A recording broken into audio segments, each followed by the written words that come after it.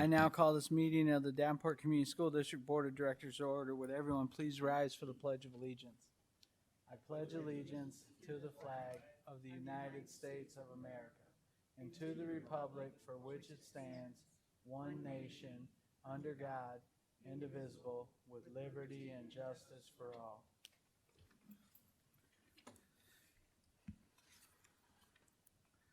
Director Gordon, would you please read the mission and vision statements? Mission statement. The Davenport Community School District is dedicated to growing excellence in academics, the arts, and athletics for every child by ensuring the highest quality education in an environment shaped by our diverse community, preparing our students to be lifelong learners and productive citizens. Vision statement. Education that challenges conventional thinking, prepares all students to compete in a global society, and inspires our students, parents, staff, and community to answer the question, what if? Thank you. Director Poston, would you please read our guiding principles? Opportunity. We provide abundant opportunities to empower students to reach their full potential academically, creatively, and socially. Collaboration. We foster an environment that allows students, families, and community stakeholders to come together for the betterment of our students' education and future. Transparency. We share relevant and important information with our students, families, and the community to maintain open and productive communication. Thank you. Superintendent Schneckloff, would you please read the goals?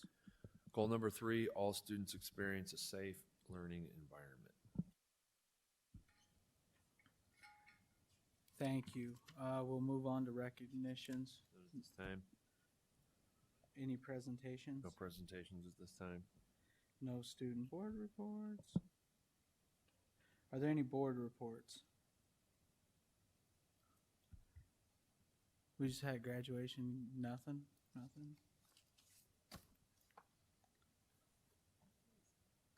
Director Hayes. Well, I didn't have any, but basically we just had graduation and the State of the City address today by the mayor, which was interesting.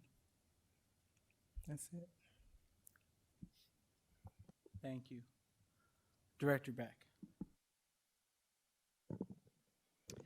I would like to thank Director Gordon for the time she served on the board.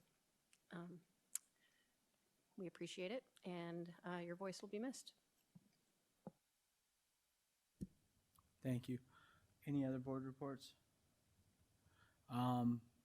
I have a couple. I did attend the JROTC end of the year banquet. It was a great turnout for that.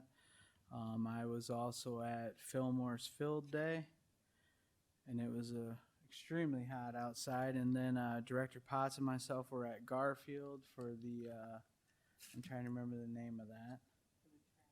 For the track. Yeah, for the awards program, and then the running program they had there was a good time. And then obviously we had high school graduation. My senior graduated, so all right. And then Director Hayes said the superintendent, myself, and Director Hayes were at the State of the City lunch today. So if there are no other board reports, I'll move on to communications. Open forum. Open forum is a time for members of the community to give input at a board meeting regarding school district issues or concerns. Individuals who want to speak, please fill out an open forum request and give it to the board secretary prior to open forum. The form is available in hard copy for in-person attendees or on the school board page of the district's webpage for those who want to participate virtually. Virtual participants must email the request to Brenda T. at tbrin@davenportschools.org by 3 p.m. on the day of the meeting. The board will not act on any issue presented during open forum if it was not published as an agenda item. Iowa Open Meetings Law prohibits action on any issue that is not on the agenda. The president may set the amount of time allowed for individuals to speak. The board asks that no charges or complaints be made against individual employees of the district or community. Remarks that reflect negatively on the character or motives of any person will be called out of order. You will be asked to state your name and home address prior to making remarks.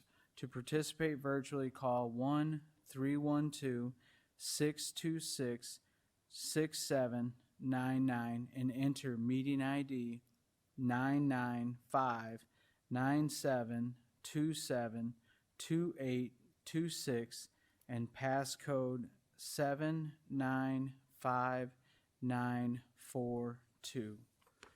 We have one in-person open forum request. Brenda, do we have any? No? All right. Up first, we have Scott Tunnicliffe.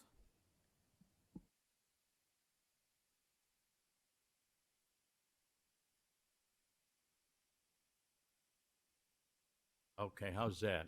Better? Well, thank you, Mr. President. Thank you, board members. Appreciate the opportunity here. My name is Scott Tunnicliffe. I live at 718 Holmes Street in, you should pardon the expression, Bettendorf, Iowa.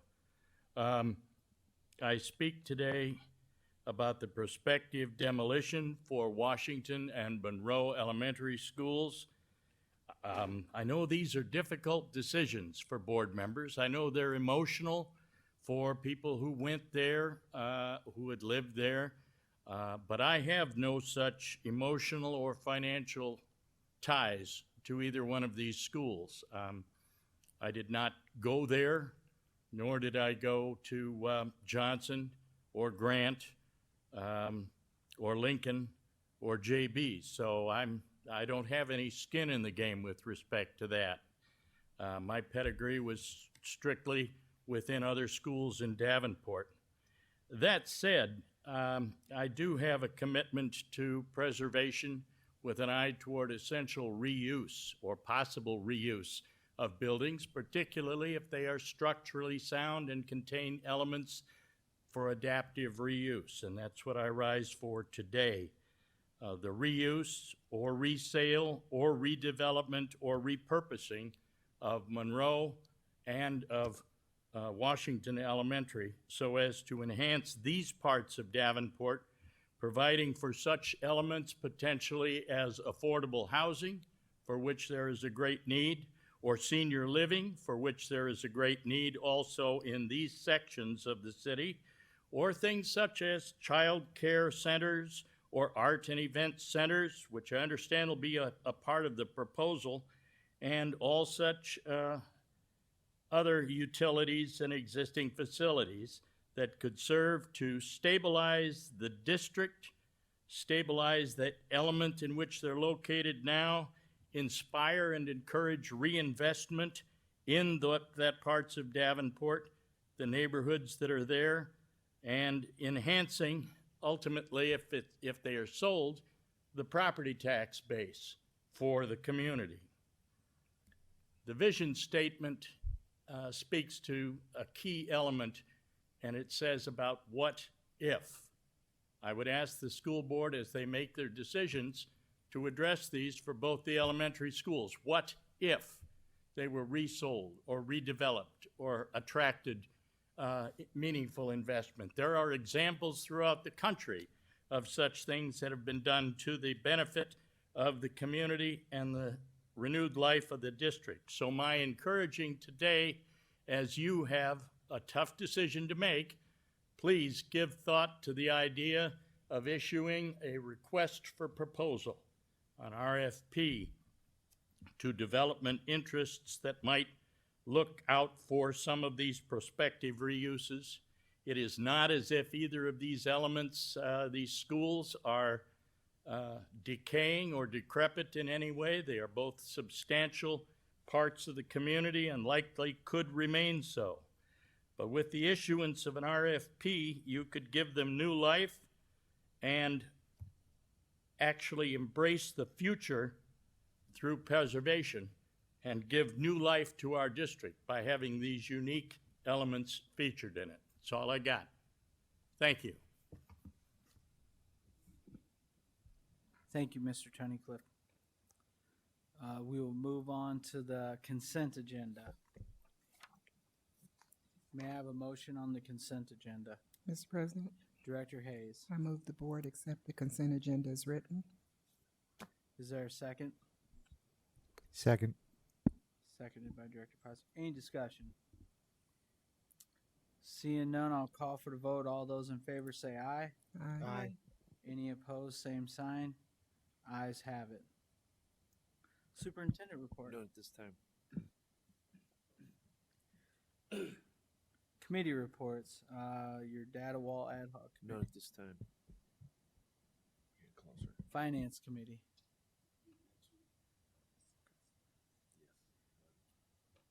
Nothing new for legislative advocacy. LZAC.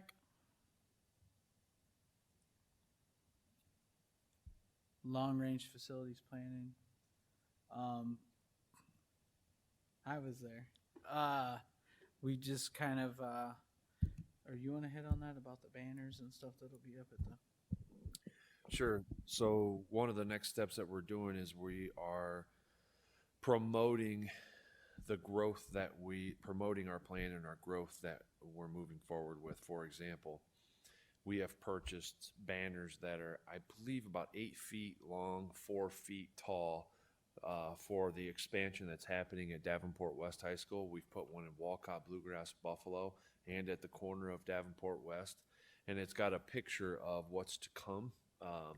And it also has growing excellence, kind of has our motto on there, just to get people excited about what's coming.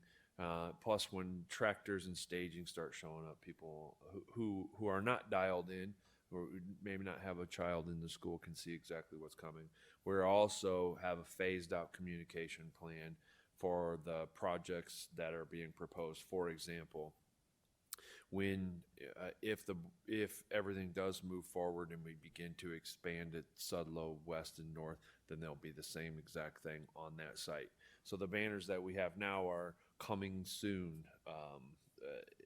at each one of those sites. Thank you. Policy committee. We met last week. We have gone through all our current policies now. The only thing new that would be coming is things that would address legislative action this past few months. Thank you. We'll move on to items requiring action. May I have a motion on subject 10.01, Mississippi Bend AEA and Induction Support Agreement? Mr. President, Director Hayes. I move the board approve the Mississippi Bend Area Education Agency Induction Support Agreement for fiscal year 23-24, year 2 for $42,000 funded through TLCS budget. Thank you. Is there a second? Second.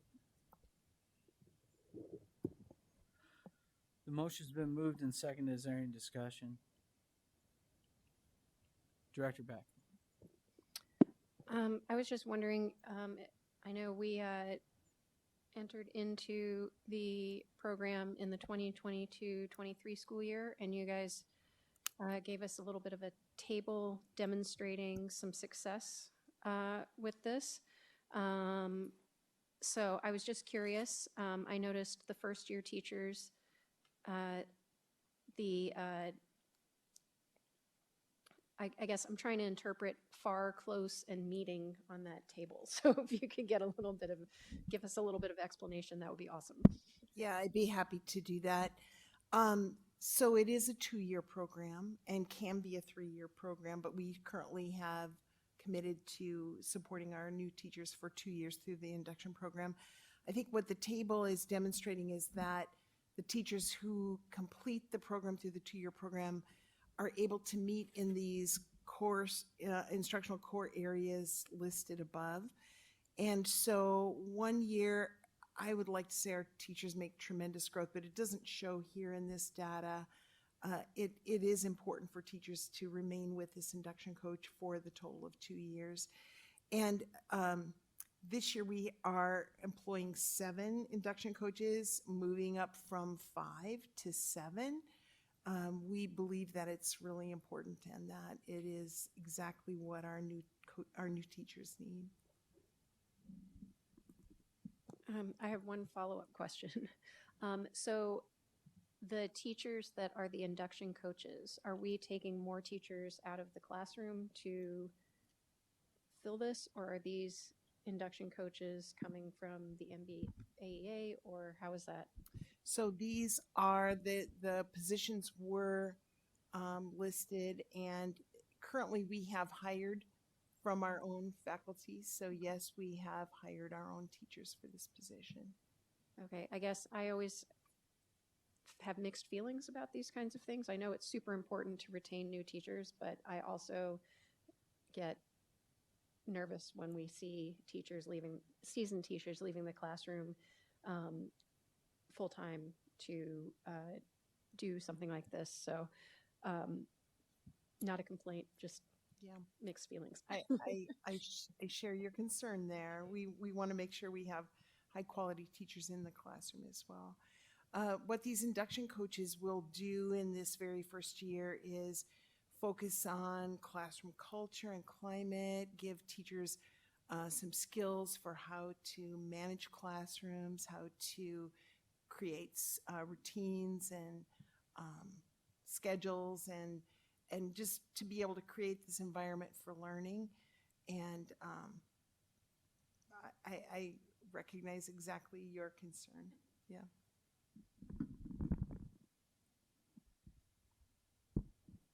Director Potts. How many first, second year teachers do we have?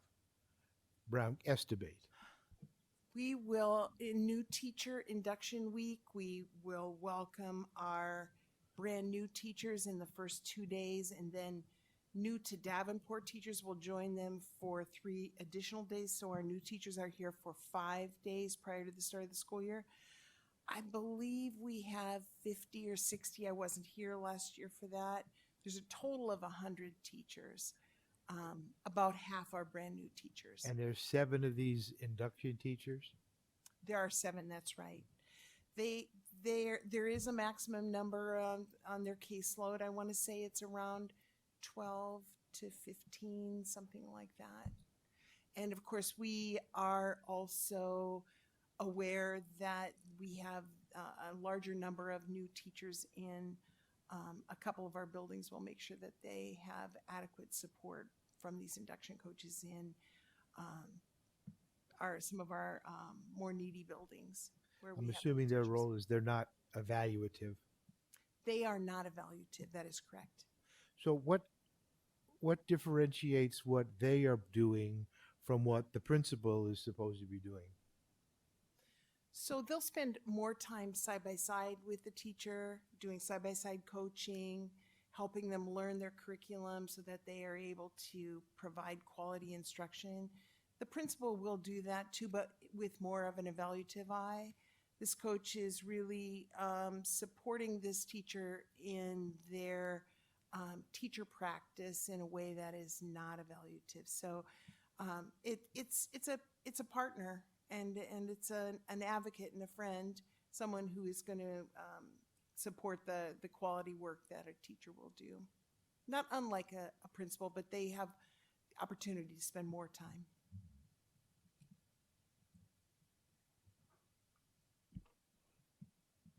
Any other discussion? Seeing none, I'll call for the vote. All those in favor say aye. Aye. Any opposed, same sign. Ayes have it, motion carries. May I have a motion on subject 10.02, annual renewal for Infinite Campus? Mr. President, Director Poston. move the board approve the 2023-2024 contract renewal with Computer Information Concepts for Infinite Campus in the amount of $167,478. Thank you. Is there a second? Second. Is there any discussion on this? Seeing none, I'll call for the vote. All those in favor say aye. Aye. Any opposed, same sign. Ayes have it, motion carries. May I have a motion on subject 10.03, 95% group curriculum renewal. Mr. President, Director Beck. I move the board approve the annual renewal of 95% group core in the total amount of $80,487.50 for the 2023 school year. Thank you. Is there a second? Second. Is there any discussion? Seeing none, I'll call for the vote. All those in favor say aye. Aye. Any opposed, same sign. Motion carries, ayes have it. May I have a motion for subject 10.04, Iowa Jobs for America's Graduates Contract Renewal? Mr. President, Director Poston. move the board approve the annual renewal of IJAG in the amount of $175,000 for the 2024-25 school year. Thank you. Is there a second? Second. Is there any discussion on this one? Seeing none, I'll call for the vote. All those in favor say aye. Aye. Any opposed, same sign. Ayes have it, motion carries. May I have a motion on subject 10.05, Champs Professional Learning? Mr. President, Director Beck. I move the board approve the contract with Safe and Civil Schools for Champs Professional Learning for $64,500 plus travel for fiscal year 23-24. Thank you. Is there a second? Second. Is there any discussion? Director Gordon.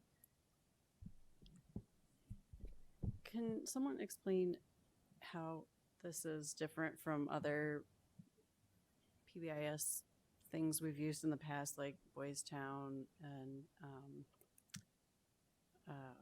forgetting the name of it. There were some other ones. Like, what makes this different? Why are we bringing in another team of people to do similar things that we've done before? So CHAMPS is different in that it is a framework for how to set up your classroom management system specifically. We have done some work around this before through PBIS with some classroom matrices, but CHAMPS just makes it more tangible and more digestible for teachers and really focuses on the high leverage practices that should be in place for classroom management. This gives us an opportunity to really set that baseline of expectation around what classroom management should look like in every classroom across our district.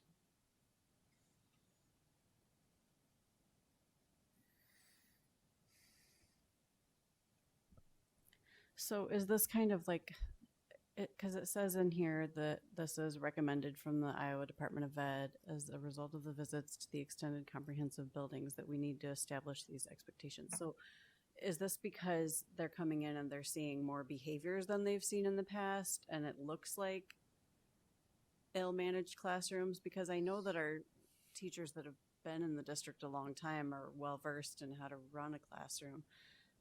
But a lot of times, especially since post-COVID, when kids got used to different routines at home, coming back from that has been a struggle, not just for our district, but across the nation. So I just am curious if this is in response to that or if this is some specific thing where we're seeing that Davenport teachers are unable to maintain classroom expectations. So I will take a run at that one. So that's a great question.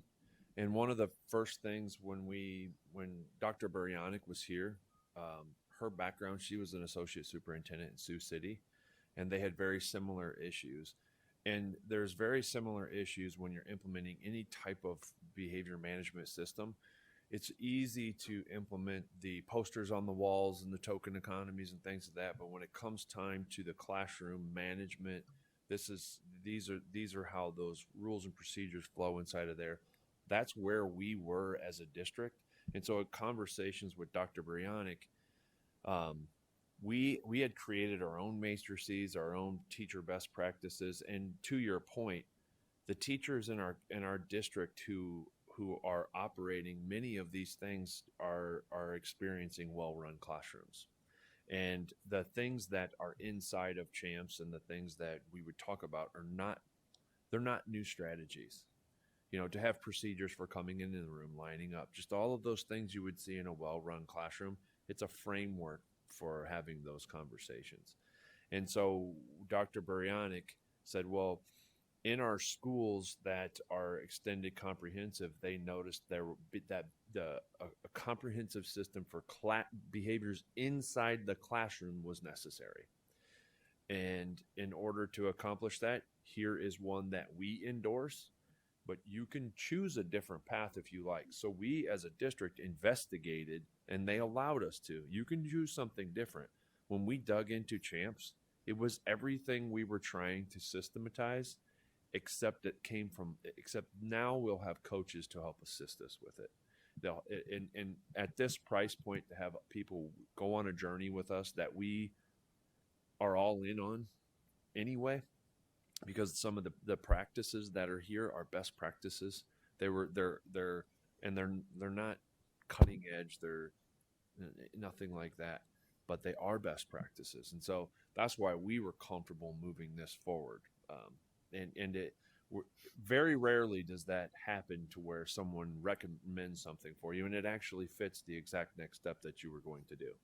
And so we are very excited about this, and I believe the team that you have has vetted this, correct, too? So we didn't just adopt this because someone told us to. We actually ran it through our SEBH team, and so that's why we're bringing this forward today. And the reason why it's moving quicker than we normally would is these high-quality agencies like this, they book up really fast.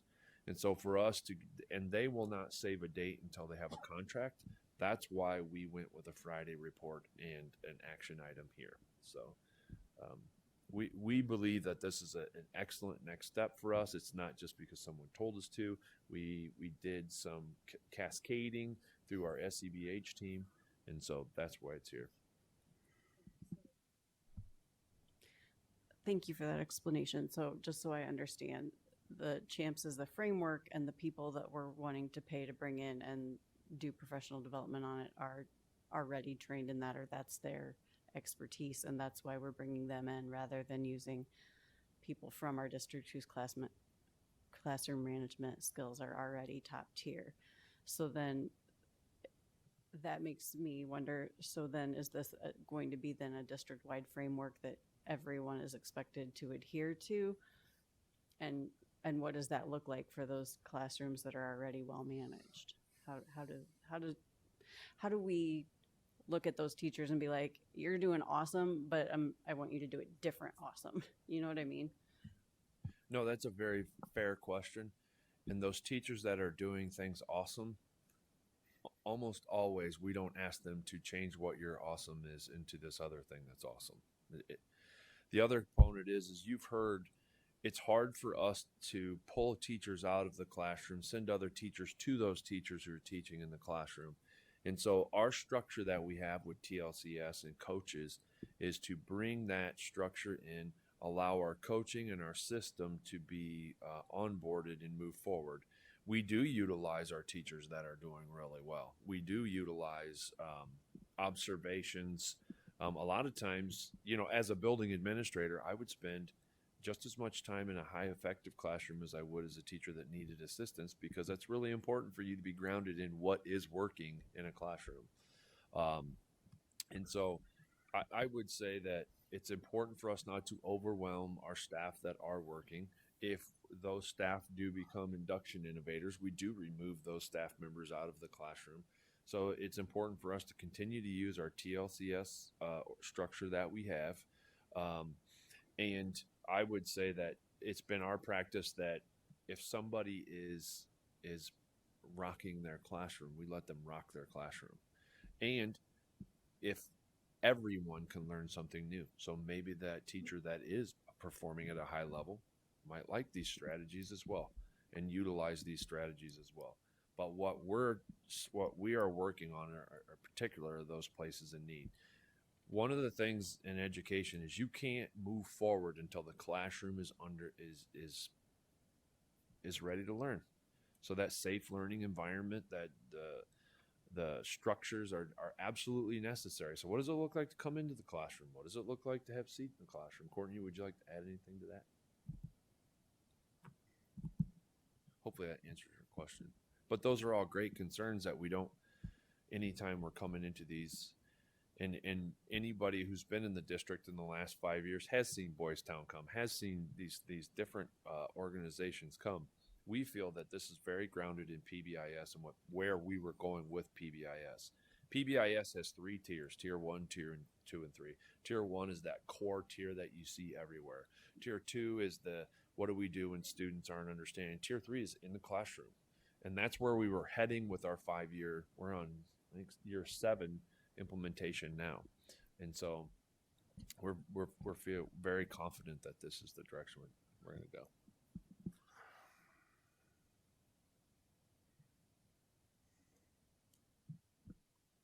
Director Poston. When I look at this and you look at the 7 bullet points, as you read down through that, to me, I'm reading PBIS. And again, I appreciate your explanation of what would add to this, but I think we've added enough to our teachers' workload through PBIS, and I'm having a hard time understanding how this is going to add to it. I think if we follow what has been laid out with PBIS, that should be sufficient.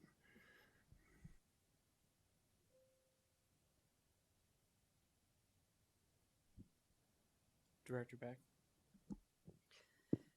I share some of the same concerns. I guess my question would be, and I apologize if it was mentioned before, but I couldn't quite hear everything.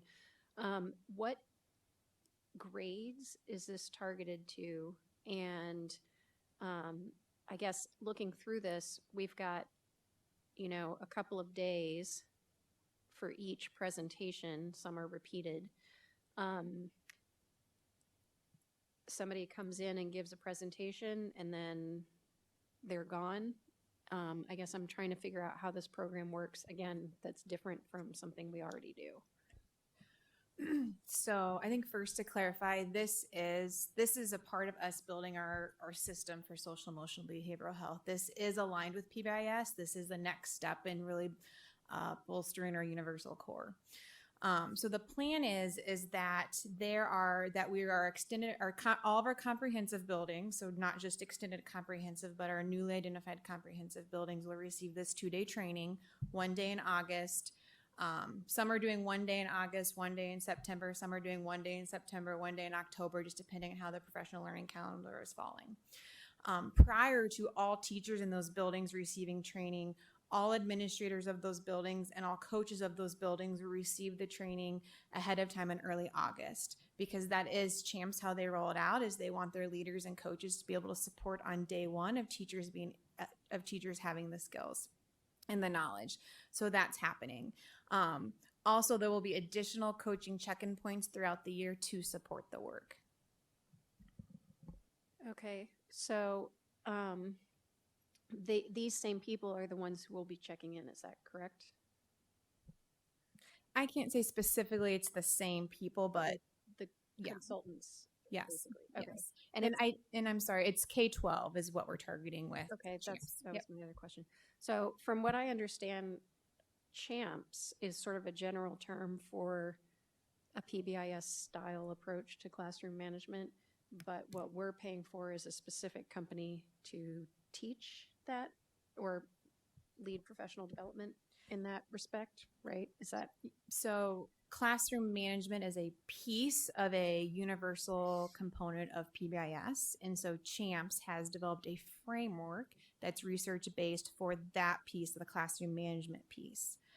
So that's what we're paying experts to come in and help train our teachers around those best practices around classroom management. So when I shut the door and I'm the teacher in charge, what are the things I need in place to make sure I'm being effective? okay?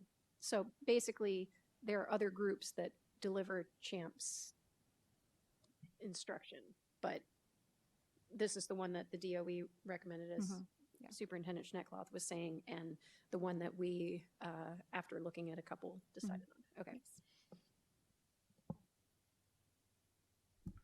Director Klein-Jerome?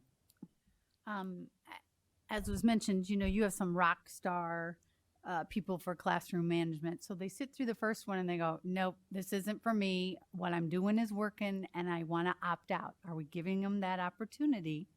Or are we going to force them to sit through in-service training that really they do not need?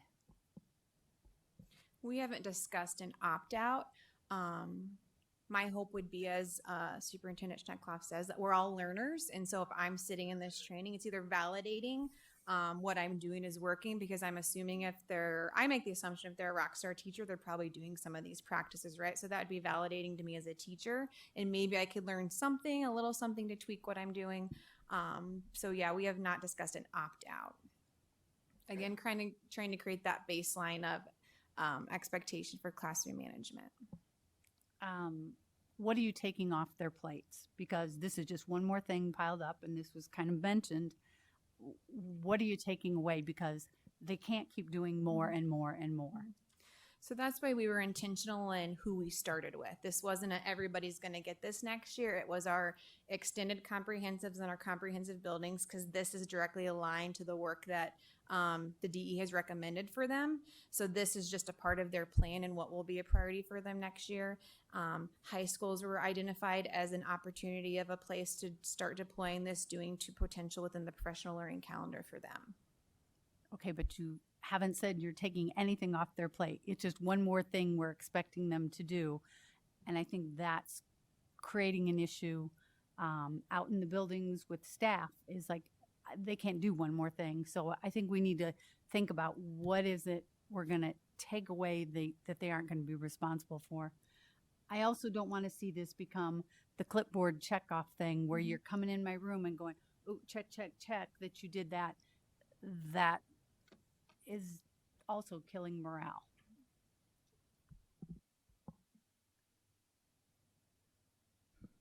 Director Hayes? You have the various costs per day plus travel. Are all of these individuals coming from the same area at different times, or how are we getting them there? Getting them here, I'm sorry. Yeah, it's my understanding they're coming from different places. So that's why, and they'll be taking flights and depending all of that. So that's why we don't have exact cost right now for travel. Okay. Director Poston? Do you have any idea how many schools in Iowa have worked with this company or adopted their program? I'm only familiar with the district that superintendent shared. Sioux City. That's the only one. That's the only one we're aware of. Could do some more digging if you like. Director Beck? To Director Klein-Jerome's point, I guess I'm trying to make sense. This is stuff that we're doing anyway. This is just somebody, a specific person or group that is going to help us make it consistent across classrooms. Is that right? So like, even if we didn't hire this group, this professional development would still be happening for the teachers in these schools.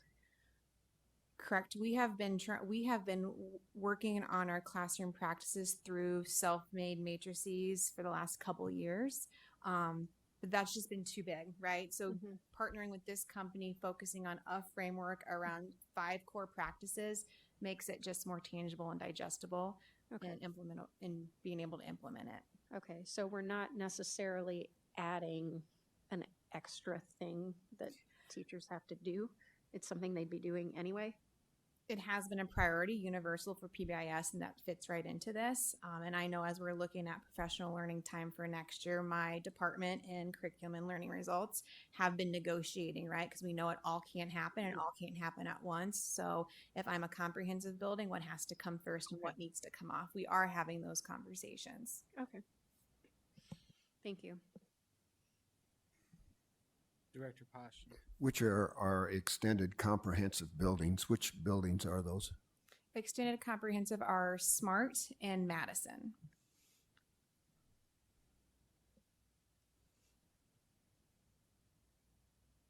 In Mid-City.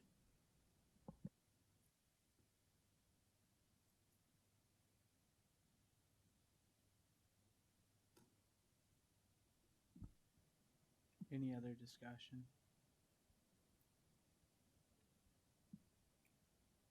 Director Gordon. So did the Department of Ed only visit those three buildings? And their recommendation was based on those three buildings and not the district as a whole? Okay, thank you.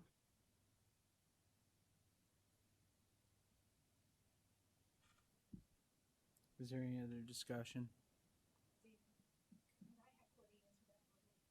Oh, Yes, they only visited our 3 extended comprehensive buildings.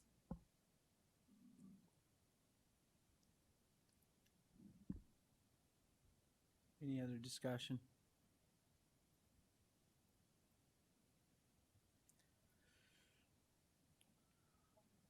Oh, Director Beck. Will we be able to get a report on basically some evidence, some data showing us what the outcome of having this group do this is as opposed to internal people? Is there any way to do that? Yeah, I mean, we'll be monitoring our own data to see how our system's responding to the implementation of this. Okay, I guess I would ask that maybe we get a follow-up, you know, at the end of the year or something like that. Okay. Yep.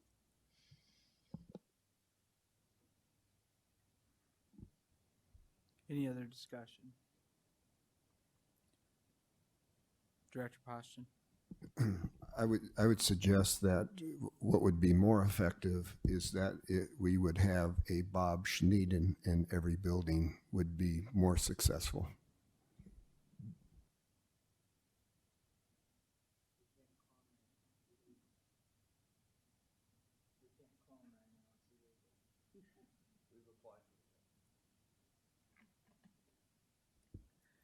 Any other discussion?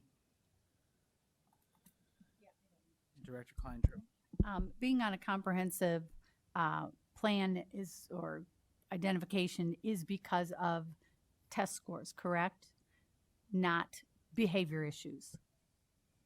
It's a variety of factors in their equation to identify them. So when they went into those buildings, there is one of those three buildings that I find hard to believe that behavior is the issue.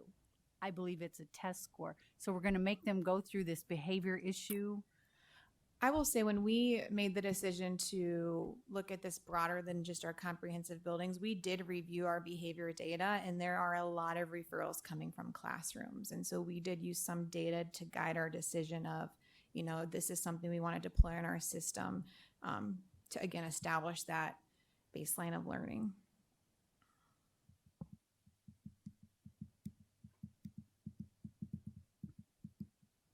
Is there any other discussion?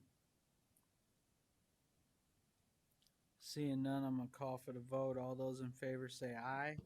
Aye. Any opposed, same sign. Aye. All right, I'm gonna do a roll call vote.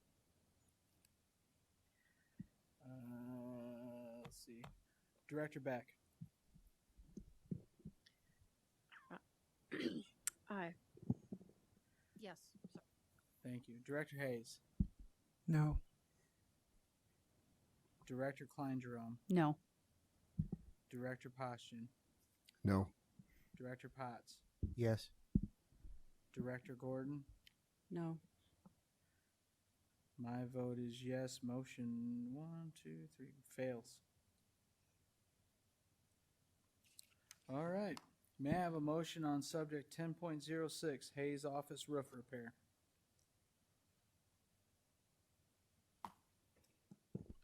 Mr. President, Director Beck. I move the board approve the Hayes Office roof repair to the lowest responsive bidder, Economy Roofing, in the amount of $120,160. Thank you. Is there a second? Second. Is there any discussion?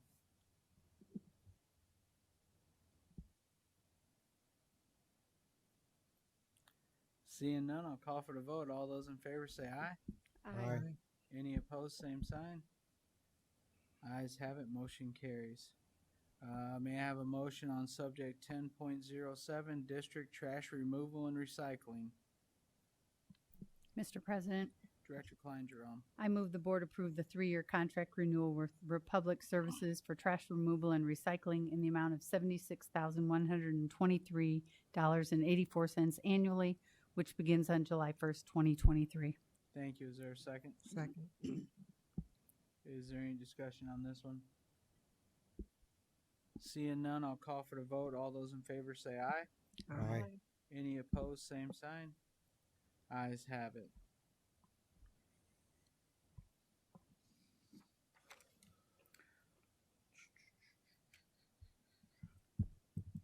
Hang on one second.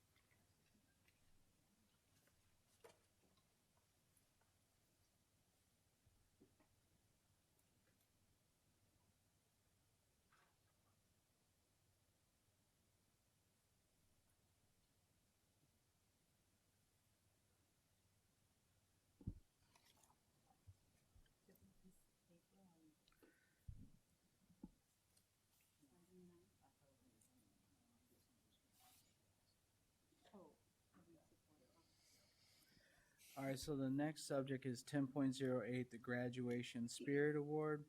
So what I'm going to do, I'm going to call on each board member and you tell me which school, and then we'll tally them up and figure out from there. Director Beck. Yep. Sorry, I forgot to refresh my memory before I got here, but I think, if I remember correctly, I remember making a note that it's Central was the loudest. Thank you. Director Hayes. I believe it was Central with the point of you can almost feel the floor rumbling when they were cheering, and I think they did. Thank you. Director Klein Jerome. Central. Director Poston. Central. Director Potts. John gave me $20, so I'm going to vote for Central. Scratch that from the record. Director Gordon. Central. Okay. I'm going to go with North, but obviously. So now I need a motion on this. I believe you worked at Central, you were a feeder to Central, so I see how it rolls. But I graduated from West, so. I move that Central High School be awarded the Spirit Award for the 2023 graduation ceremony. Is there a second? Second. Multiple seconds. All those in favor say aye. Aye. Any opposed, same sign. Ayes have it. Central gets it, and they didn't bring anybody here to accept it. Sad. They didn't know they were going to win. Nobody knew. Yeah, they should have had someone from each school. Subject 10.09, policies for board approval. Mr. President, Director Klein Jerome. I move that the board approve the following policies: 103.05, 104.01, 203.06, 203.13, 302.02, 305.03, 305.04, 305.23, 307.02, 402.12, 402.14, 504.04, 601.03, 601.04, and 602.18.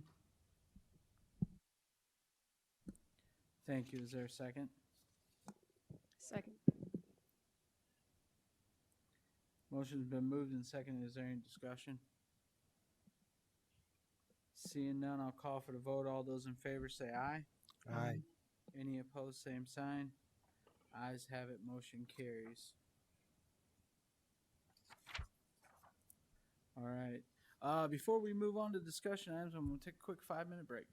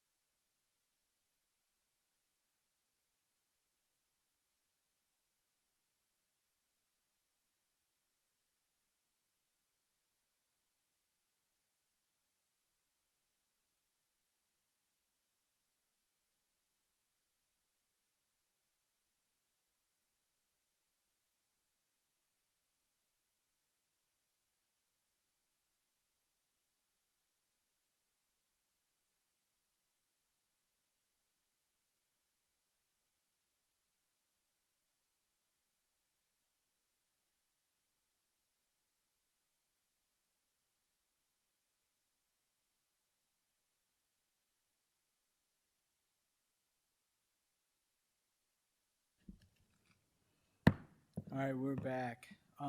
Discussion items. Up first will be subject 11.01, Bluegrass Parking Lot Project. I'll turn it over to Superintendent. Davenport Schools had an evaluation done by civil engineers of all the parking lots. They provided a report on the general condition and recommendation for repairs.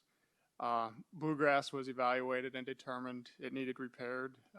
Their system that they used was a 1 through 5, 1 being poor and needing repair, and 5 being great. Most of Bluegrass's parking lot surface area is rated a 1 or a 2 and in poor condition, and it needs repaired.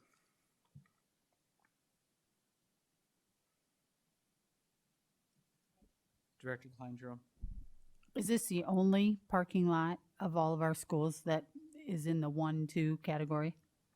No. So why are we not doing multiple? I would say it would just be the cost. We have allotted $145,000 for parking repairs yearly, and there's only so much money allotted. The report stated, for example, that we have this paved area in the amount of 24 miles if it was a road, and it's just a lot of area to cover.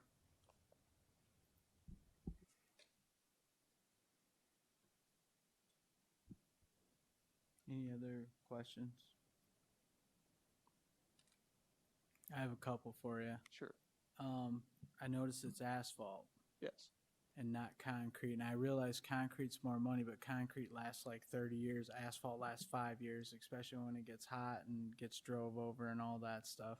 So I'm just curious why we would do that. I would assume that asphalt, I mean, you drive anywhere in the city that they put asphalt down, they're doing it about every 5 years. So while it's cheap up front, it costs more money in the long run. I guess I would say it was. I think it's determined that asphalt lasts about 20 years, give or take. In this report, they said that it's based on a 35-year life cycle. So I mean that might be a bit of a stretch, but that's what the engineer group determined our life cycle would be. Okay. I'm from Missouri because they're going to have to show me on that one. I've never heard that. Asphalt don't last that long. My other question is, I'm assuming when that gets done, then they'll restripe the parking lot so people know the right direction to go, because people do not pay attention to how you park and they drive the wrong way all the time. It's so sad to see adults, when you go to drop kids off at school, going the wrong way all the time. It's especially at North. It's terrible. I don't know why those arrows don't, but I'm assuming that would all come with it too. Yes, that'd be correct. Any other questions? Any other information this will be on for the next regular board meeting? Is that, or it's got to go out for bid, or? It's on our. We have a general paving contractor where we do. We get a request for quote for every 3 years, and then they do a base bid for us for that, a 3-year contract. So it's already it's not necessary to go out for bid. Okay. Does anyone need any other information before this comes at the next regular meeting? Perfect.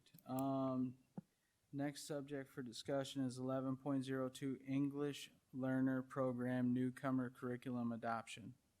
Superintendent?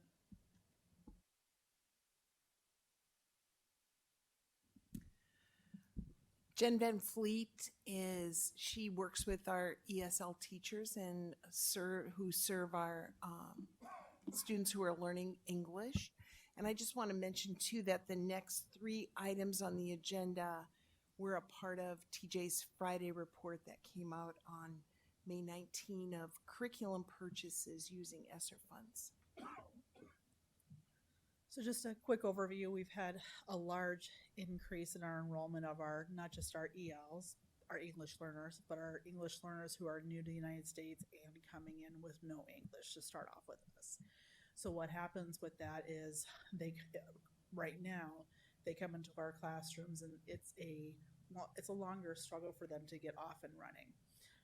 And so what we've looked at through a curriculum adoption process with all of our ESL teachers is there a curriculum out there that our ESL teachers could roll with these students before they and as they are acclimating into our gen ed classroom to help them with the smooth transitions, their families with a smooth transition, their involvement with their peers smooth transition. And so this is where we've landed. And so this would be a 6-year adoption for K-12 for all the things that they would need with a soft rollout for our teachers as far as developing that implementation plan and what the professional development looks like. Our team of teachers has not gotten to the planning phase on what that looks like, but all of our teachers are involved on that. We wanted to wait and see what questions came out of here and if we're approved before getting into the nitty-gritty on that. Director Kleindrum. So our current ESL program curriculum doesn't fit this need? No, and the current resources we have in the district for English learners are really outdated. They're 13, 15 years old. And they're for students who are more geared, that are more progressing in their English language. They're not as friendly for those kids who are brand new to English and who need that additional cultural wraparound because they're brand new to United States classrooms. They're brand new to Iowa. They're brand new to the Quad Cities. And this curriculum helps to wrap that in there too. But we have used the old curriculum to try to do this, but we've just had to Right. And invent more. yes, and with our increased enrollment, we've had more and more schools reaching out and say, hey, we just had this new awesome family enroll and we're not sure how to best serve them. How can we help them? What resources do we have? So with the uptick of that question, we rolled up our sleeves and did some research on what might we offer for our students in our schools. Thank you. Director Poston. How many students are we talking roughly? So currently in the district, this is was a couple months old as we start off our research, we were at 60 newcomers. And those are students, again, very little, if any, English and brand new to the United States. Our total EL program is hovering around 500 students right now. So this is a subset of all of our English learners. And so this helps that pocket acclimate swiftly into those progressing levels where we can really help them very easily in the gen ed classroom and with the gen ed curriculum. It's just kind of a booster shot for them, if another way to think about it.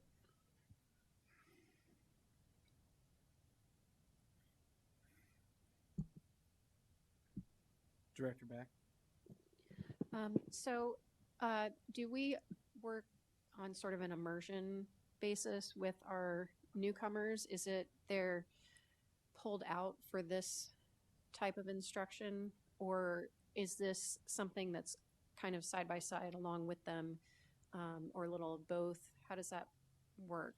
Right now, it's a little bit of both. We don't have a model that would pull them out. However, we have been approved to start exploring a newcomer program for elementary, which is really where we want to hit that strong. And so we're hoping a year from now and throughout that year to bring you updates of that development. And that would be a site where we could welcome them, get them going. And at the same time, we have ELs with different needs in all of our buildings. So we both want to equip that program, what that would look like with what they need, and all of our buildings for wherever our ELs land.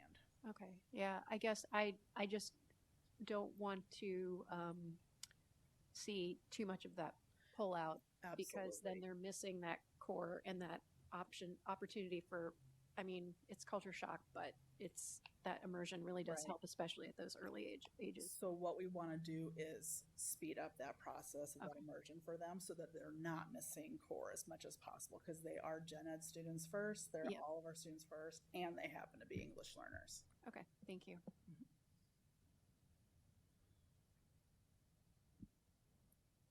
Any other discussion? I have a quick question. Per the previous discussion about something else about implementing something, how much more is this going to add to teachers' plates? Obviously, there's something there, it's outdated, but this is going to be more stuff for them to have to do. Sure.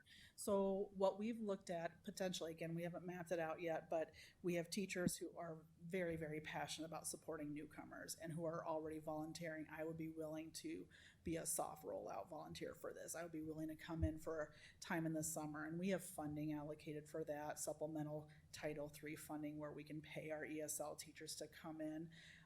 With this comes training right from the company, so we can work as even like a train the trainer model and then figure out how that best fits in for wherever this curriculum would land eventually with all of our teachers. So we have people who are very excited to get going on this and willing to even invest some summer learning time with that.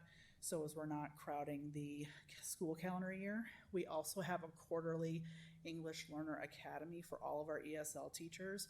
So this would be embedded within that as well.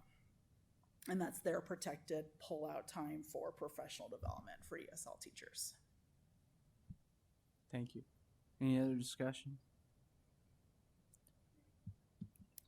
Thank you. We will move on to subject 11.03, ELA preschool curriculum purchase. What do you want me to roll this one? So Jen Saxon is going to step up to the podium to answer your questions. Jen is our elementary ELA curriculum specialist and has been working with preschool on this adoption. So yeah, I'm the pre-K4 ELA curriculum specialist. So I work with preschool, but then also our elementary as well. So part of our curriculum adoption process, we were looking at resources that we have available, number one, for all of ELA, and preschool is one of those unique areas where they have different special needs. We found that one thing that we've noticed through the pandemic is our preschool students even still are coming to us with lower oral language abilities, and that's something that then we definitely want to make sure that we're targeting for those students. And this particular program is one that our preschool teachers have actually been asking for years. It's kind of one of those that's considered the gold standard, but we also wanted to make sure that we did our due diligence to go through and examine what was available and out there. This particular program is one that is directly aligned to their teaching strategies gold assessment, and so it provides them with what to do with the assessment results that they've already been using, collecting, and have had for the past several years. And so this is one that will embed not only their literacy skills, but also then social emotional skills as well. They've had pieces and parts of this, and this is something where this will take place of then their pieces that have been put together over the years. So they have World of Wonders for their literacy skills, and then they also have 95% PA chip kit, which is not necessarily intended for whole group instruction, but that's what we've used to kind of help supplement some of the pieces and parts that they've needed. And so this will be one of those programs that will allow for more of an all-encompassing piece rather than having multiple different programs that they have to pull together.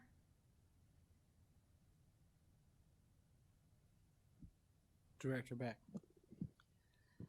So this is a play-based curriculum. Can you explain a little bit So how that works? they actually do a lot with their curriculum when they're embedding it into like centers and things like that. So play centers, there's a lot of it that's fully embedded into that, as well as then it's thematic based. So they'll have like a study on balls, for example, and so then they will have different stations and centers where the teacher interacts. It provides them then with the language that they can use with the students, different activities that they can do to help build their skills, but in that play setting environment versus just a kind of, I guess, more with like their World of Wonders. It's more like we sit and we read the story and we learn about it, but that's very different from how this program is structured. They have stories and they have online components that go along with it, but then interacts with all of their different stations and things that they already do as well.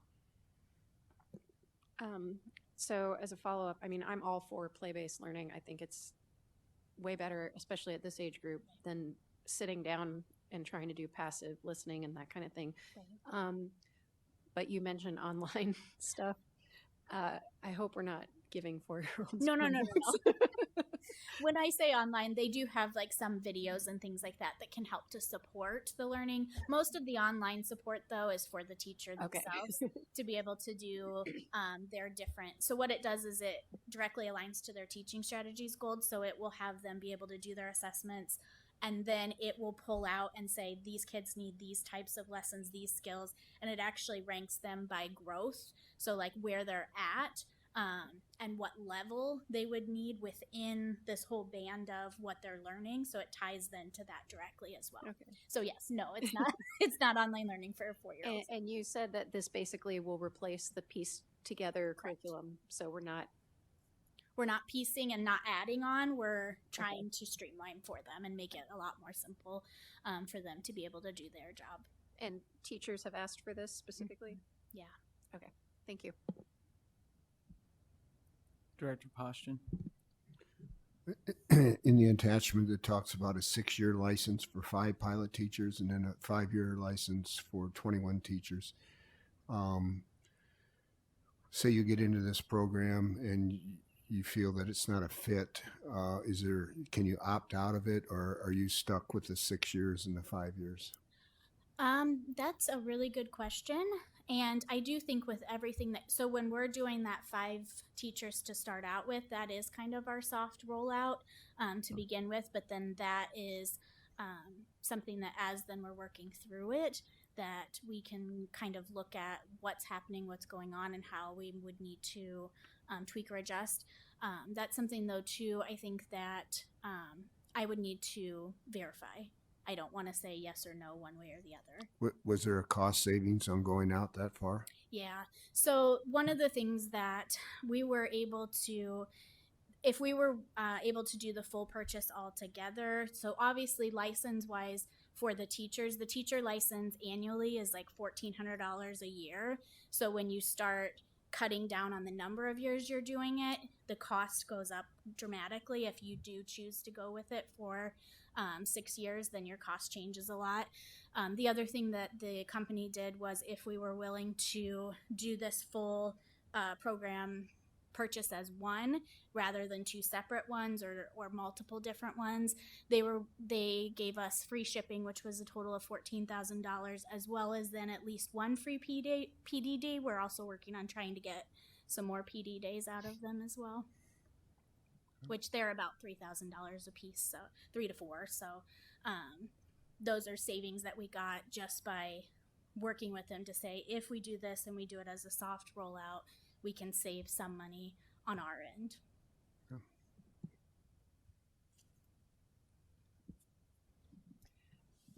May I just add something too? The preschool teachers in our curriculum department did due diligence in looking at a number of curriculum resources, but this creative curriculum is the gold standard. And we know that this school board values preschool, and we believe this is a foundational move for us in creating strong preschool programs. So we hope you'll support this move. Any other discussion or questions? I'm going to ask the same one I asked before because that was a recurring thing. How much more will this dump on people's plates to do? So it will not actually dump more. It will be able to streamline, since we're taking what's happening in multiple programs and putting it into one single program. That will actually make it easier for our teachers to be able to do their planning. And the fact that right now they're trying to find how to address what they're getting out of their teaching strategies goal assessment by piecing together things that they're finding. And this will allow them to actually be able to have something that's kind of giving them the guidance of what to do and how to do it. So that will make their job actually a lot easier as well. Awesome. Thank you. Yeah. I work in the construction industry. It ain't the same as when I started 20 years ago. I get it. Yes. Things change and upgrades on things. Yeah. All right, we'll move on to subject 11.04, elementary ELA curriculum field test, amplify core knowledge language arts. And this just also happens to be in Jen's area of expertise. So she's going to stay at the podium to answer your questions here as well. All right, so this is part of our, part of our really pre-K-12 curriculum adoption process. And currently we have different resources that we're utilizing for teaching. So we have Wonders K-4, and then 5th and 6th grade have Unbound, exponentiary learning. And so we've got all these different pieces. Then we found a need where we weren't addressing our phonics and our phonological awareness skills. So we added in then 95% core, which was just another program that had to play with all the rest of the things. And this is something then, as we went through that curriculum adoption process, we had a lot of research and a lot of work that we had to do that was directly going through not only collecting, teacher feedback on what it is that they wanted, and really one of the big things that came out of what teachers were asking for was they wanted something that was all encompassing. They wanted to not have to piece things together. That was a big message that we got from their survey, and so that was really important to us as we went through that process. We went and we were able to go to the AEA vendor fair. So initially they started out, they had a whole winnowing of resources of, I want to say there were at least 65 different programs they looked at. They were able to narrow it down to about 5. And we had a team of 41 teachers and administrators that went to that vendor fair to be able to look at those 5 programs that were available. From there, we were able to narrow it down. That team was able to narrow it down to 3 possible ones. We did a traveling vendor fair where teachers were able to see then all of the different resources that were options for them or looking at that were part of that process. We also did some work with analyzing what ended up being then our top 2. And with that, then it was a lot that we were going back and forth with which one met our needs as far as being all encompassing, but also then was aligned to what we're learning in our letters training, which is all about science of reading, making sure that we have both our word recognitions instruction strong, but also our language comprehension being very strong as well, and how that can all be woven together. And so our early literacy team also did a deep dive into those programs as well, and kind of came up with what they felt was which program was meeting the needs in both of those areas as well. And so what ended up happening then is we got to where we were, I forgot the one thing where was the state of Iowa also came out with a list, which was just a list of what was considered to be high quality instructional materials. And so one program was on the list, the other one wasn't. So that was something that we had to kind of really wrestle with as a team as well. And so in the end, we ended with the decision to adopt Amplify K-5 as our program for ELA, or at least propose that that would be something that we would want to field test for this upcoming school year. And so then we have provided then additional learning opportunities for teachers and staff. We've had the company come in and do presentation. We had a virtual overview, and we also have some learning opportunities as well that we've provided over the summer for teachers to kind of wrap their head around. This is a little bit different in the way that it's structured. We haven't been doing a lot with language comprehension instruction. That's kind of fell off to the side. And we've also heard, writing is not incorporated well with what we're doing. So we want to make sure that that's also well incorporated. And so then that's where we ended up landing on Amplify as being the best choice for meeting all of those needs that we had as a district. Yes. Director Mack. How is this different from the 95%? So we actually did a direct side by side. And so the one thing that's interesting about 95% core is we really wanted it to be able to cover a specific need that we had at a specific time when we weren't up for a full adoption program. And we knew that Wonders was not meeting the need of teaching phonics phonological awareness. So as far as different, it has both sides of what we need.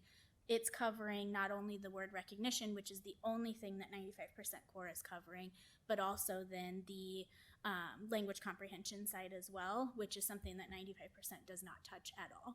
So then it's giving you both sides. We did a side-by-side lesson analysis of 95% and Amplify lesson, and it had a lot of the exact same things. You just look and see it. They do this as far as a phonological awareness warm-up. They do this here. So we did that side-by-side analysis too, and we saw that it had all of the same components that 95% core had, and it was continued on through 3rd, 4th, 5th grade for the word recognition, but incorporated into what they were learning in the knowledge strand as well. So I guess, I mean, we just voted to adopt 95% not that long ago.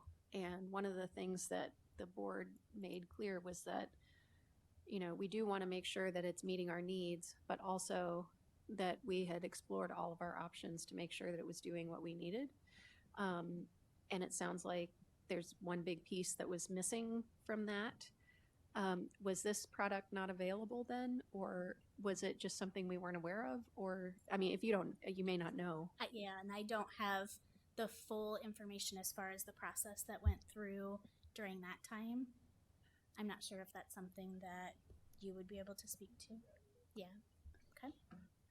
I guess I just, I appreciate the fact that if something's not working for us, we are willing to revisit. But I feel like we had a lot of discussion and a lot of people telling us that 95% was going to avoid the piecemealing that had been happening. And now we're finding out that something was missing. Yeah. So I guess that's my concern. Right. Yeah. I appreciate that we are that we have implemented 95% group core. Did I say all the right pieces? It is a very well aligned science of reading program. I think what we believe this has is all of that and more. It has this whole skills strand, which would be the 95% group piece. But then it has a whole knowledge strand too. And the two interact with each other and are aligned together. And so we've asked, could we do the knowledge piece but keep 95%? And they said, sure, you could do that. But anyone who's ever done that piece, you know, different curriculums together, has missed out on the opportunity for, okay, we're learning this skill. Now we're going to practice it in all the connected text that comes with the program too. So we're super excited for that. We also think that's part of the benefit of a field test. We're just implementing small. I don't know if you'd be interested to know, but Eisenhower and Fillmore, K5, Jen, correct me if I have this wrong. And then K1 at Jefferson. Mm-hmm. And then for our 5th and 6th grade teachers who departmentalize, right? Some teach math, some teach ELA. So this won't be a heavy lift for these teachers who are implementing math next year. We're doing 5th and 6th at Buffalo and Jackson, 5th grade at Harrison, Hayes, and Madison, 6th grade at Jefferson.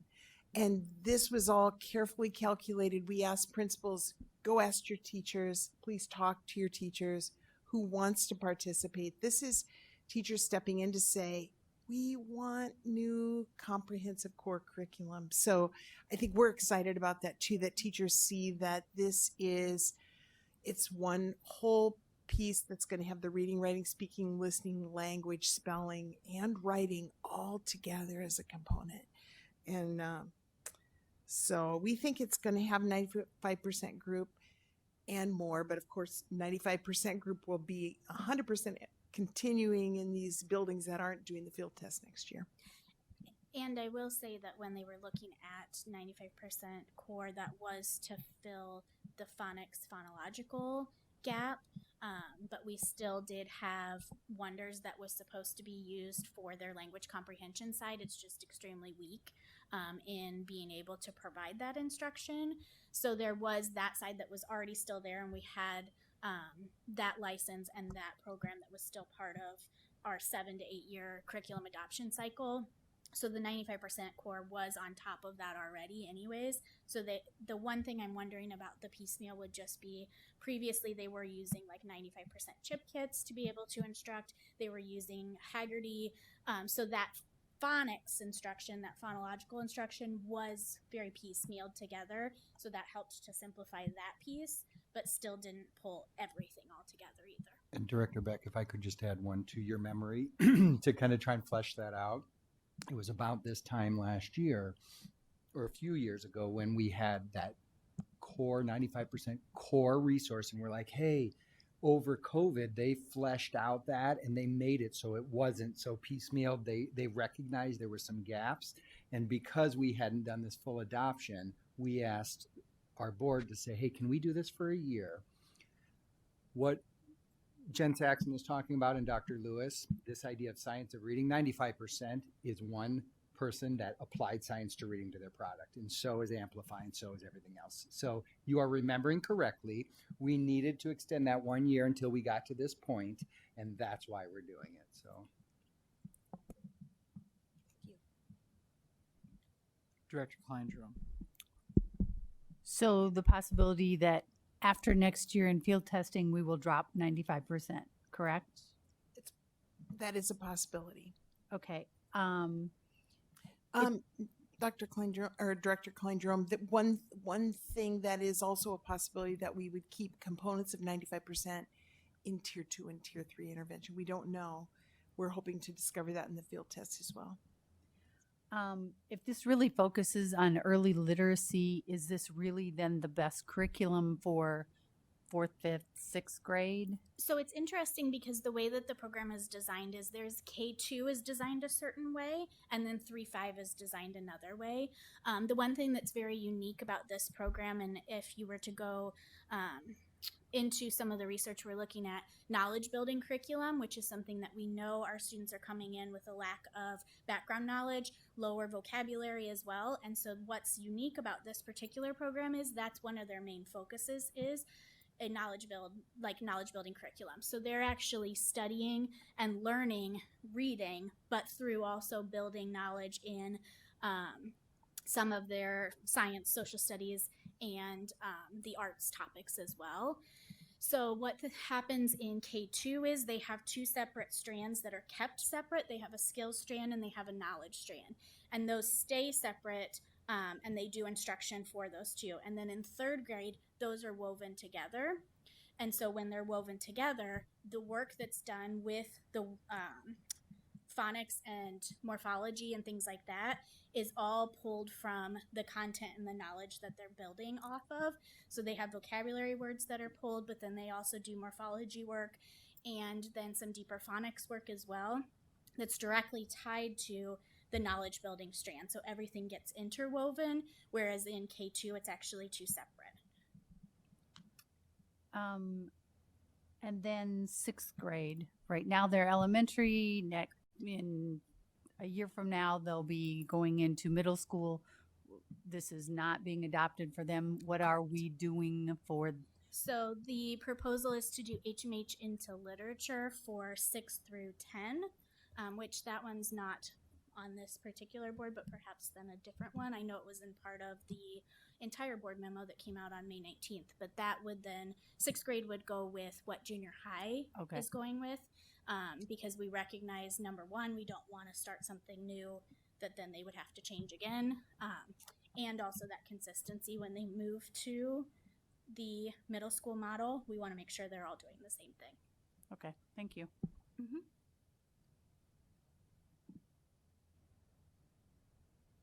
Any other questions?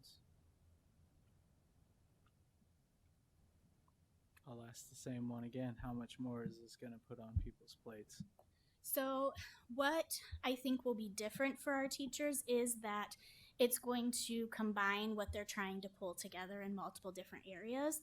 The other thing that we're noticing, and I've worked with Melissa Trumbo a little bit, is we have started to make some connections between science and social studies standards that are also being addressed that can be, they can use as bodies of evidence for grades for science and social studies as well, because some of their topics at the lower level are then things that they're actually covering in science social studies.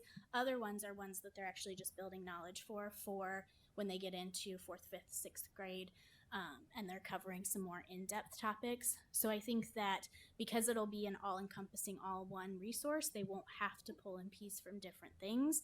So that should then make things simplified for them. I think that then there's going to be obviously that learning curve. So initially for our, just like we had with our math field test, we will have a learning curve that comes along with that. And then the company also does initial PD, but then does consistent coaching throughout that field test to try to then help support those teachers. What we've heard from other districts that have adopted is that they start out, and this is also then what the representatives are telling us, but teachers will start out and they might feel very overwhelmed at first, and by the end of the year they love it because everything's kind of all together and their kids are learning a lot about a lot of different things. Thank you. Is there any other information any board members would need for the next regular meeting?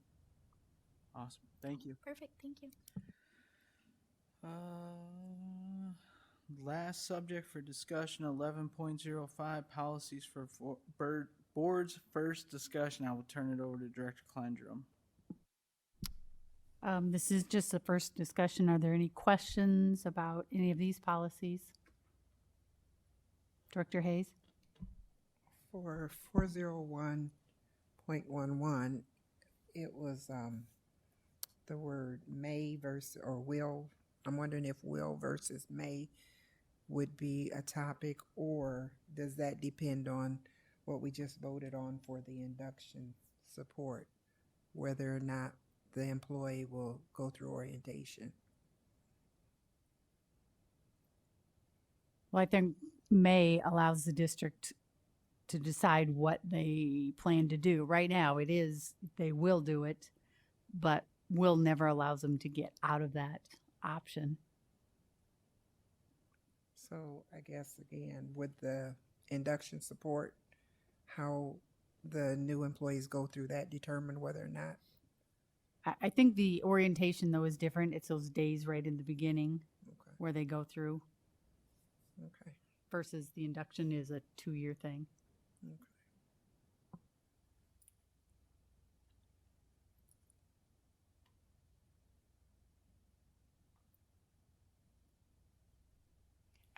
I do have a question. I'm going to address this to Brenda. We took out that those last sentences, regular employees ineligible for school district group health insurance, but then the note is this is not required, but they must ensure that this is followed. So we took something out that they're saying if we adopt it, we must ensure that it's followed. Boards that adopt this policy. Correct. Adopting the last sentence. But I think they mean this policy as a whole. I don't think, can I ask a question? Were you saying that we can't scratch that last sentence? That was my question. When I'm reading it over, for the second, third time, I'm like, does this mean I can't take this out? I have to adopt it as a whole and I must follow it as a whole. I think if it's not a required policy, you can strike out a Take sentence. things out. Yeah.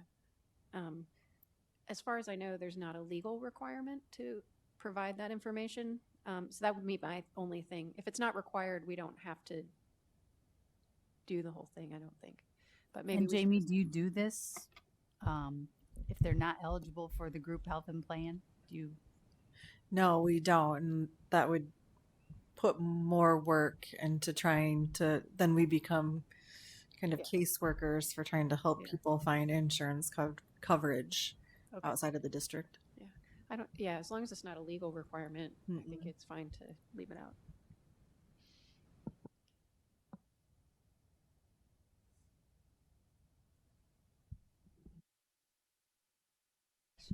Sorry. Director Poston? 102.05, you've taken that out completely. Is that because the cross references will pick that up then? Is that what that is? Right, because we currently and in the past have not involved citizens in the curriculum study.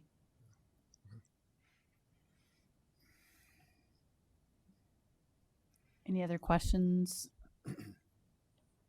This will come back for a second read and then adoption.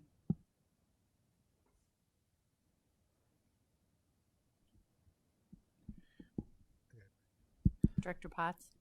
On 75.01, we've stricken some things in here. I'm just wondering what was the thinking behind it. I will actually turn this over to Kevin because he brought this to us. Essentially, this moves our limits from 25,000 to 50,000. We had a limit of up to 25,000 would be decided by administration. 25 to 50,000 would go to consent agenda, but would still have to go to the board. So we put it at the $50,000 level and allowed us to do recurring things that would still come to the board through consent agenda. We're trying to get more things up to consent agenda. So that was the between $25,000 and $50,000 language. We address how things are supposed to come to the board below that.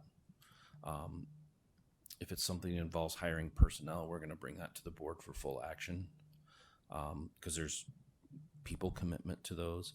But trying to get the things that are recurring up into the consent agenda so we can continue to approve those that way with Friday reports on top of that.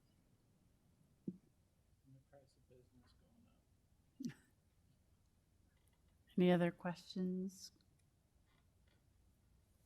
Okay. Administrative reports. None at this time.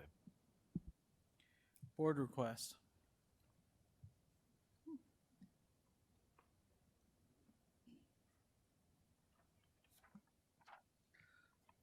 All right. Board request from Director Gordon. Date of request 6/12/23. Item requested, a request for information. Description of request. Please provide the reports from the Department of Ed visit in February. Why are you making this request? Other than brief mentions of the visits and 2 Friday reports, we haven't heard any information from the visit and would like to read the full findings.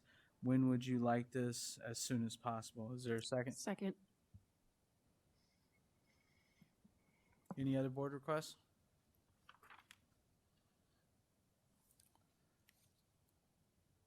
Board reflections. We'll start with Director Gordon. I would just like to reflect on my last evening here. It's been a pleasure serving the board and serving the district in this position, and I know we're supposed to stick to what's on the agenda. I don't have anything specific from tonight. Every discussion was helpful, but I want to thank you for welcoming me to the board, and it's been a pleasure serving alongside all of you, and keep up the good work. And this will not be the last you see of me, but in this capacity. Thank you. Thank you, Director Potts. I'd just say our continuing attempts to take advantage of found money to improve our curriculum, to adopt new curriculums, because that can be an expensive budgeted item for us out of the general fund. And I think being able to use some of the ESSER money and other things to take advantage of that, because one of the things we put off the most is adopting new curriculum, because the books are so bloody expensive. And we're seizing the moment. Thank you, Director Kleindrum. I appreciated on the English language learner program newcomers and the ELA preschool. The first thing I heard is the teachers came to us and wanted this changed. And I think that speaks volumes for you taking the time to listen to the teachers and what their concerns were, rather than just starting the process and then going to them. They're the ones that want this change. Thank you, Director Beck. I think for me, the highlight is the fact that we are 7 very different people, and we all have the best interest of our students in mind, and that leads to very different opinions on things that are presented to us. And so it just always amazes me when we have 7 different people and we can disagree on things respectfully, and yet still keep the district functioning. And I also really appreciate the curriculum adoption process as it's been established, because it is a lot smoother than it used to be. Thank you, Director Poston. Like others have mentioned, the whole curriculum adoption process, appreciate what staff has done for that. I think it's going to be, with all the field testing and everything, getting teachers involved, I think it's just going to be a huge asset, and hopefully we'll see results down the road.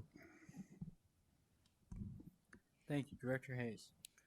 It's a ditto for me, especially with seeing how 95% has worked thus far. To see something that can enhance it, I'm looking forward to see the results of that. Thank you, Superintendent Schneckloff. I think about my mentor that I had when I started teaching, and the profound impact that she had on me becoming the educator that I am today. So to go take that mentoring program farther is incredibly important, because keeping our humans, keeping our people has never been more important.